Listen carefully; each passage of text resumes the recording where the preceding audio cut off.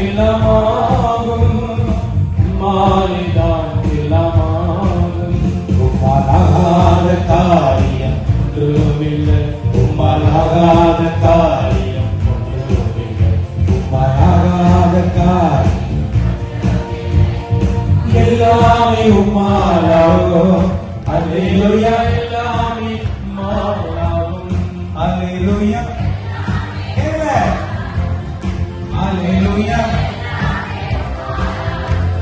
ஆகும் ஆகும் எல்லாம் ஆகும்.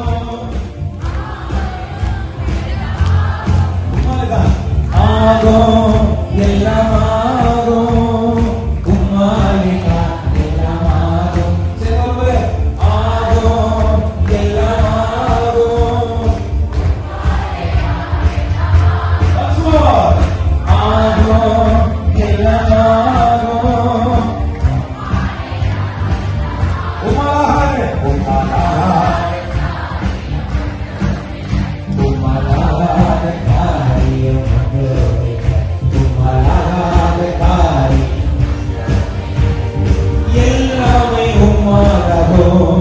Hallelujah, hallelujah, hallelujah, hallelujah, hallelujah. பிரியமான சகோதர சகோதரிகளே, ஆண்டவருடைய சன்னிதானத்தில் உட்கார்ந்திருக்கும் பொழுது பலிபீடத்தில் ஒரு கடன் என்ன முயற்சி எடுத்தாலும் அதில் கடன் போயிட்டே இருக்குது. திடீர்னு அந்த ஆள் இந்த வீட்டினுடைய தலைவர் என்ன ஆச்சு, ஒரு ஆக்சிடென்ட்ல செத்துக்கிட்டு. வீட்டினுடைய தகப்பன் ஒரு ஆக்சிடென்ட்ல இறந்து வீட்டு. ஆக்சிடென்ட்ல வீட்டினுடைய தலைவர், வீட்டினுடைய தகப்பன் செத்தா அந்த வீடு என்ன ஆகணும்? வருத்தப்படணும், டல் ஆகணும். அப்படிதானே ஆகும், பெரும்பாலும் அப்படித்தானே. ஆனா இந்த வீடு கொஞ்சம் வித்தியாசமா இருக்கு. அவங்க மனைவி காலி ஆயிட்டாங்க, பிள்ளைங்க எல்லாம் செம்மையா படிக்க ஆரம்பிச்சு. அது வரைக்கும் கருதல இருந்ததெல்லாம் நல்லா படிக்க ஆரம்பிக்குது. என்னன்னு கேட்டா இவங்க பிடிக்காது. பார்த்து டெய்லி வீட்டுல சண்டை போட்டு அடிச்சுட்டு பிள்ளைங்களை படிக்க விடாம, பிள்ளைகளை முன்னேற விடாம என்ன பண்றது, வீட்டை நாஸ்தி பண்ணிட்டு இருந்தா. ஏக் மார்க் தோட்டுக்கூடா மண்டை ரெண்டா போந்துச்சு, தோற மேல போயிட்டாரு, வீடு என்ன ஆயிடுச்சு. ரெண்டு ஆப்ஷன் தான். ஒண்ணு, ஆண்டவர் சொன்னதுபடி நடங்க, இல்லையா உங்க குடும்பத்தில் இருக்கவங்க எல்லாம் ஒழுங்கா ஜெபம் பண்ணாங்கன்னா உங்களை தூக்கிடுவாரு. யோனாவா இருந்தா என்ன பண்ணுவாரு, சும்மா ஆண்டவர் மன்னிக்கிறாரு, இறக்கம். நல்லா புரிஞ்சுக்கோங்க, ஆண்டவர் இறக்கம் காட்டுறாரு. யாருக்கு இறக்கம் காட்டுறாரு? நல்லவங்களுக்கு. அப்படி ஒரு கேட்டகரியே கிடையாது. யாருக்கு இறங்குறாரு? பாவிகளுக்கு இல்ல. எந்த பாவிக்கு? மனம் திரும்புற பாவிக்கு தான் மனம் இறங்குறாரு. ஏன் நான் பண்றத பண்ணிட்டே இருப்பேன், என்ன இறங்க மாட்டாரு. மனம் திரும்பணும், செய்யற பாவத்தை விட்டு விலகணும். அது எல்லாத்துக்கும் மேல அவர் சொல்றத காது கொடுத்து கேட்கணும். தயவு செய்து புரிஞ்சுக்கோங்க, இறை வார்த்தைக்கு செவி கொடுக்காத வீட்டுல இருந்தா அந்த வீட்டுல சாபம் இருக்கும். இன்னைக்கு இங்க நிறைய பேரு அப்படிப்பட்ட சாபத்தினால நீங்க கஷ்டப்பட்டு இருக்கீங்க. இதுல ஒரு சில பேர் கேட்கவும் செஞ்சிருக்கீங்க. நான் இவ்வளவு ஜெபம் பண்றேன், இவ்வளவு பைபிள் வாசிக்கிறேன், இவ்வளவு ஜெபமாக சொல்றேன், இத்தனை கோயில்களுக்கு போறேன், ஆனா என் வீட்டுல சந்தோஷம் இல்லை, சமாதானம் இல்லை, வர வருமானம் தங்கவே மாட்டேங்குது. என்ன காரணம்? வீட்டுல யார் இருக்கிறா? யோனா இருக்கிறான். யோனா வெளில தூக்கி போடுற வரைக்கும் என்ன ஆகாது, கடல்ல கொந்தளிப்பு நிற்காது. தொடக்க நூல் 4வது அதிகாரம் 11வது வசனம். தொடக்க நூல் 4வது அதிகாரம் 11வது வசனம்.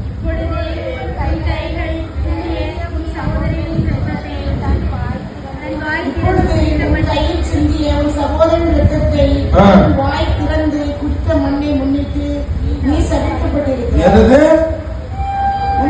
உன்னுடைய சகோதரன் ரத்தம் சிந்தி பூமி அந்த ரத்தத்தை குடிச்சதுனால நீ என்ன பண்ணிருக்க? தயவு செய்து புரிஞ்சுக்கோங்க, கூட பிறந்தவங்களை கஷ்டப்படுத்துனீங்கன்னா நீங்க நல்லா இருக்க மாட்டீங்க. கூட பிறந்தவங்கள எவனா இருந்தாலும் எழுதி வச்சுக்கணும். ஆண்டவன் உன் கூட ஒருத்தனை பிறக்க வச்சிருக்கிறார். நான் எதுக்கு பிறக்க வச்சிருக்கிறான்? அவனை மீட்பின் பாதையில ரட்சிப்பின் பாதையில் நீ நடத்தணும். அதை விட்டுட்டு சொத்துக்காக, திருப்பி சொல்றேன், சொத்துக்காக, நகைக்காக, இவன் என்னை மதிக்கல, என் வீட்டுக்காரனை மதிக்கல, என் பொண்டாட்டியை மதிக்கலன்னு கூட பிறந்தவங்களை நீங்க ஒழிச்சு கட்டணும்னு நினைச்சீங்கன்னா அது என்னவா மாறும்? பைபிள் தெளிவா சொல்லு. அவன் தானே அப்படி பண்ண. அவன் என்ன பண்ணாலும் நீ என்ன பண்ணணும்? என்ன பண்ணணும்?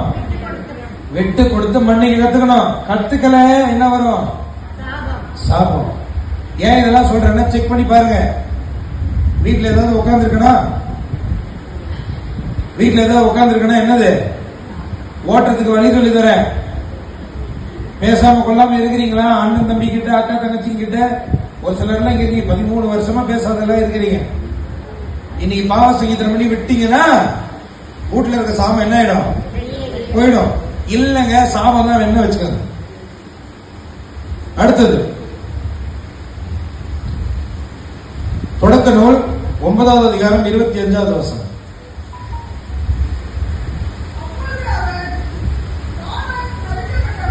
கானான் சபிக்கப்பட்டவன் ஏனெனில், ஏன் கானான் சபிக்கப்பட்டவன்? அவன் சகோதரர்கள அவன் மிகப்பெரிய அடிமையா இருப்பான். ஏன் இருப்பான்? 9வது அதிகாரம் 22வது வசனம்.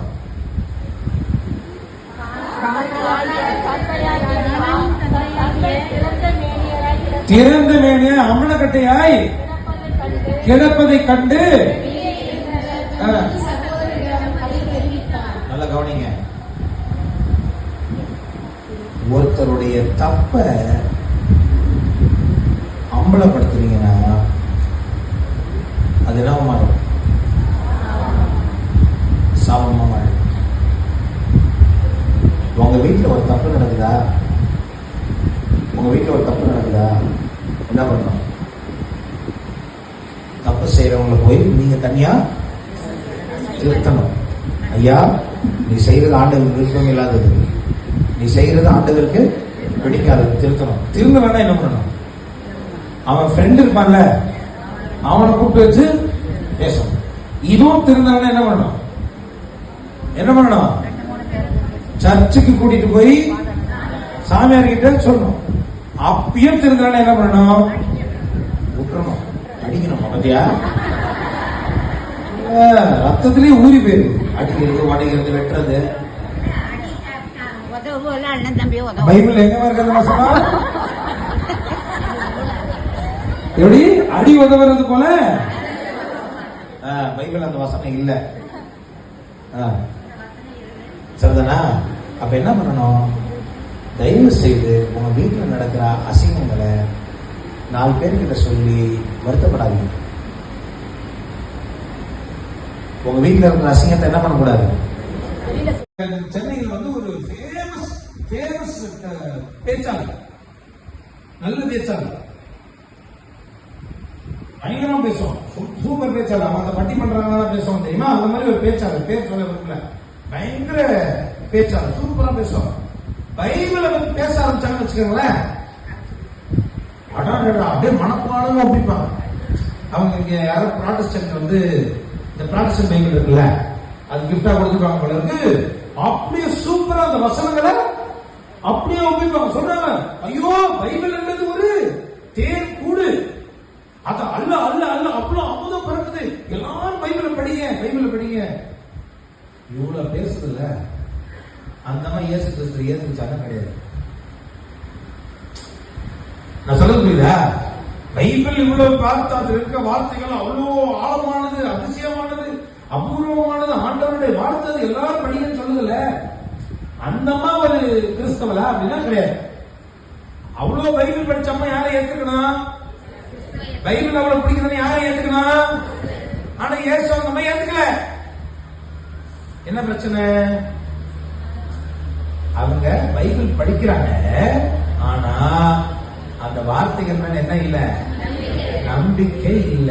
நல்லா புரிஞ்சுக்கோங்க. நான் சொல்ற எக்ஸாம்பிள் யாரையும் மட்டும் தடுக்கிறதுக்காகவோ யாரையும் தப்புன்னு சொல்றதுக்காகவோ சொல்லல. எதுக்கு சொல்ற? பைபிள்ல நாவல் புத்தகம் மாதிரி படிச்சா பத்தாது. எப்படி படிக்கணும்? விசுவாசத்தோடு படிக்கணும், நம்பிக்கையோடு படிக்கணும். இந்த பைபிளில் எழுதியுள்ள ஒவ்வொரு வார்த்தையும் ஆண்டவர் எனக்கு கொடுத்த தெய்வீக உண்மை என்பதை நம்பி வாசிக்கணும். அப்படி பைபிளுடைய வார்த்தைகளை, இறை வார்த்தை ஏற்று அதன் மீது விசுவாசம் வைக்கிறவர்கள், நம்பிக்கை வைக்கிறவர்கள் தான் கடவுளுடைய. அப்ப கடவுளுக்கு உள்ள யாரு? முதல்ல நான் எல்லாரும் சொல்ல முடியாது. ஏன்? ஏன்னா இங்க இருக்க எல்லாருக்கும் தெரியும் நம்ம எவ்வளவு பைபிளை ஏத்துக்கிறோம், பைபிள் மேல எவ்வளவு நம்பிக்கை வைக்கிறோம். இன்னைக்கு நிறைய பேருக்கு நம்பிக்கை இருக்கு. எது மேல நம்பிக்கை இருக்கு? அவங்களுடைய பர்சனல் அனுபவத்தினால்தான் நம்பிக்கை இருக்கு. நிறைய பேருக்கு நம்பிக்கை இருக்கு, ஆனா எது மேல? அவங்களுடைய பர்சனல் நம்பிக்கை மேல. ஃபார் எக்ஸாம்பிள், நான் நேற்று கூட ஒரு சகோதரர்கிட்ட பேசிட்டு இருந்தேன். ஒண்ணு இல்ல, நம்ம எல்லாருக்கும் பங்கு கோயில் உண்டு இல்லையா? பங்கு கோயில்ல நிறைய போகும்போதெல்லாம், சண்டே சர்ச்சுக்கு போகும்போதெல்லாம் என்ன பண்றோம்? ஜெபம் பண்றோம். பண்றோமா இல்லையா? டவுட்டா இருக்கு. ஏன் தெரியுமா? ஒரு சில பேர் சர்ச்சுக்கு போவாங்க, ஜெபம் பண்ண மாட்டாங்க. ஆமாங்க, அப்படிலாம் கேட்டகரி இருக்குது. ஏன் நானே இருக்கிறேன். முந்திலாம் இப்பதான் என்டர்டைன்மெண்ட் நிறைய இடம் இருக்குது. நான் சின்ன பிள்ளை இருக்கும்போது ஸ்கூல் போகும்போது இருந்தது. நமக்கு என்டர்டைன்மெண்ட் வேற இடமே கிடையாது. போனா எங்க போனோம்? சர்ச்சுக்கு தான் போனோம். ஃப்ரெண்ட் எங்க இருப்பாங்க? சர்ச்சில் இருக்க. அரட்டடிக்கணும்னா சர்ச்சுக்கு போனோம். கதை அப்படிலாம் இருந்தது. அப்ப சர்ச்சுக்கு போற எல்லாரும் ஜெபம் பண்றாங்கன்னா தெரியாது, சரியா? ஆனாலும் பெரும்பான்மை நிறைய பேர் இன்னைக்கு சர்ச்சுக்கு போறாங்கன்னா ஜெபம் பண்றதுக்கு தான் போறாங்க, ஜெபம் பண்றாங்க. சரிதானா? சர்ச்சுக்கு போறாங்க, நல்லதான் ஜெபம் பண்றாங்க. அவங்க ஜெபம் பண்ற ஜெபத்துல 10 ஜெபம் நடந்துரும், ஒரு 4 ஜெபம் நடக்காது. ஒரு சில பேருக்கு ஆப்போசிட், 4 ஜெபம் நடந்துரும், 10 ஜெபம் நடக்காது.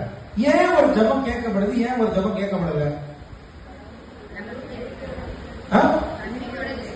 விசுவாசத்தோட கேட்கிற. ஆண்டவரே, இன்னைக்கு நான் குடிக்கிற தண்ணி எல்லாம் விஷமா இருக்கணும், நடக்குமா? என்ன சொன்னீங்க? நம்பிக்கையோட தானே கேட்ட கிடைக்கிறீங்கல்ல. ஆண்டவர் நீங்க நம்பிக்கை வைக்கிறீங்க, நம்பிக்கை வைக்காதீங்க ரெண்டாவது பிரச்சனை. ஒரு புள்ள ஒரு விஷயத்தை கேட்குது அப்படின்னு சொன்னா ஆண்டவர் எப்ப கொடுப்பாரு? உனக்கு நல்லதுன்னா கொடுப்பாரு. அவரே சொல்றாரு, ஏங்க அப்பத்தை கேட்டா நான் போய் கல்ல கொடுக்க முடியுமா? முட்டையை கேட்டா கொண்டு போய் தேலை கொடுக்க முடியுமா? மீனை கேட்டா என் பிள்ளைக்கு பாம்பு கொடுக்க முடியுமா? ஏங்க மோசமானவங்க நீங்க. நீங்களே உங்க பிள்ளைங்களுக்கு பெஸ்டா கொடுக்கும் போது நான் அவங்களுக்கு எப்படி கொடுக்கணும்? பெஸ்டா தானே கொடுப்பேன். நீங்களே கொடுப்பீங்க, அப்ப நான் அப்படிதானே கொடுப்பேன். அப்ப பாருங்க, ஆண்டவர் கிட்ட ஜெபம் பண்ற 10 விஷயங்கள்ல ஒரு 4 விஷயம் நல்லது அப்படின்னு தெரிஞ்சா என்ன பண்ணுவோம்?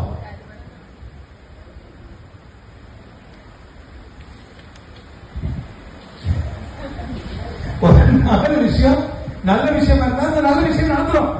ஏன்னா ஆண்டவருக்கு தெரியும் இவங்களுக்கு தேவை, அந்த 4 விஷயத்தை கொடுத்துருக்காரு. ஒரு 10 விஷயம் நல்லது இல்லைன்னா அந்த நல்லது இல்லாத விஷயம் நடக்காது. ஏன்னா ஆண்டவருக்கு தெரியும் நமக்கு எது நல்லது எது. ஆனா நம்ம என்ன பண்ணுவோம்? இந்த 4 விஷயத்துக்கு நம்ம ஜபத்தை கேட்டோம் இல்லையா, சர்ச்சில் நடக்கல இல்லையா, நம்ம புத்தி என்னன்னா இந்த சர்ச்சில் ஜபம் பண்ண நடக்க தப்பி தவறி அந்த நாட்கள்ல நீங்க மகிமுக்கு இருக்கிற இடைவிட சகனமாத நவநாளுக்கு போய் ஜபம் பண்ணி அது நடந்துருச்சுன்னு வச்சுக்கோங்க. உடனே என்ன சொல்லுவான்?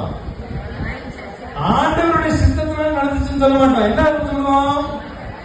மகிமுக்கு போன நான் பாக்குறேன் வேளாங்கண்ணிக்கு வர முக்காவாசி ஜனம் ஏன் வேளாங்கண்ணிக்கு போறேன்னா, வேளாங்கண்ணிக்கு வந்தேன்னா இது கேட்டனா மாதா குத்துட்டாங்களா அதனால திரும்பி வர.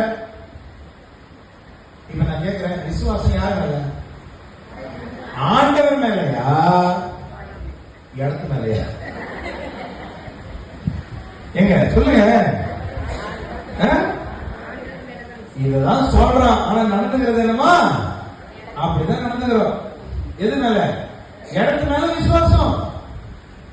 நாங்க தியானங்கள்லாம் நடத்தும் போது, நிறைய பெரிய பெரிய தியான இல்லங்கள்லாம் நடத்தும் போது சாட்சி சொல்லும் போது கூட மக்கள் என்ன சாட்சி சொல்லுவாங்க, நான் வந்தேன் இந்த இடத்துக்கு வந்ததுனால எனக்கு அவங்க சுகமானது. அதெல்லாம் எதனால?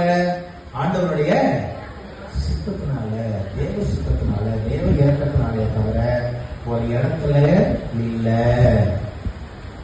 அப்ப எனக்கு பிரியமான சகோதரர், இன்னைக்கு கொஞ்சம் யோசிச்சு பாருங்க, நீங்க உங்க விசுவாசத்தை எதனால வச்சிருக்கீங்க?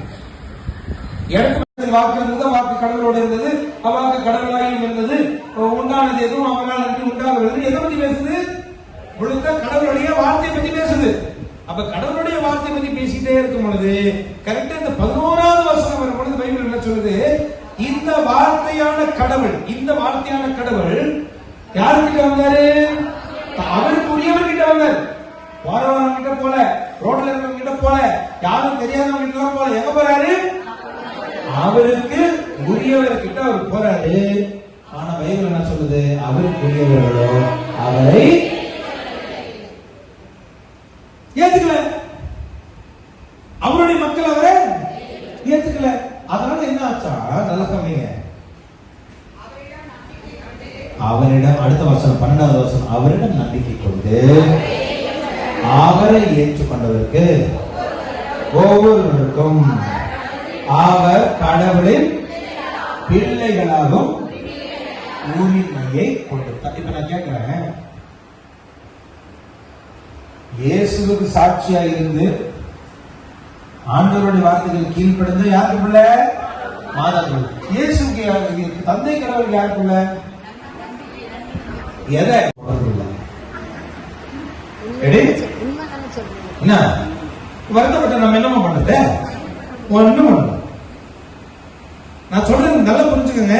சர்ச்சுக்கு வந்து உட்கார்றதெல்லாம் என்ன ஆகுது? தண்டவாளம். தண்டவாளம் என்ன? Railway line. ரயில்வே லைன்ல போய் நின்னா நம்ம ட்ரெயின் எடுக்க முடியுமா? பஸ் ஸ்டாண்ட்ல போய் நீ எத்தனை மணி நேரம் நின்னாலும் பஸ் எடுக்க முடியுமா? சர்ச்சுக்கு வந்து உட்கார்ந்து மட்டும் கிறிஸ்தவன் எடுக்க முடியுமா? அதெல்லாம் கிடையாது. கடவுளுக்கு பிள்ளையா இருக்கணும்னா முதல்ல என்ன பண்ணணும்? இறை வார்த்தையை ஏற்றுக்கொள்கிறவனாக இருக்கணும். அந்த இறை வார்த்தையை நம்புகிறவனாக இருக்கணும். இது ரெண்டு முக்கியம். எனக்கு நிறைய பேர் தெரியும், பைபிள் படிக்கிறாங்க, பைபிள் படிக்கிறாங்க, ஆனா அவங்க கடவுள் பிள்ளை இருக்கிறாங்க இல்ல. இது பைபிள் படிக்கிறாங்க, ஆனா கடவுள் பிள்ளை இல்லை. ஏன் இல்ல? ஏன் இல்ல? நீர் இப்பொழுது அப்புறப்படுத்துவதற்காக நன்றி செலுத்துகிறார்.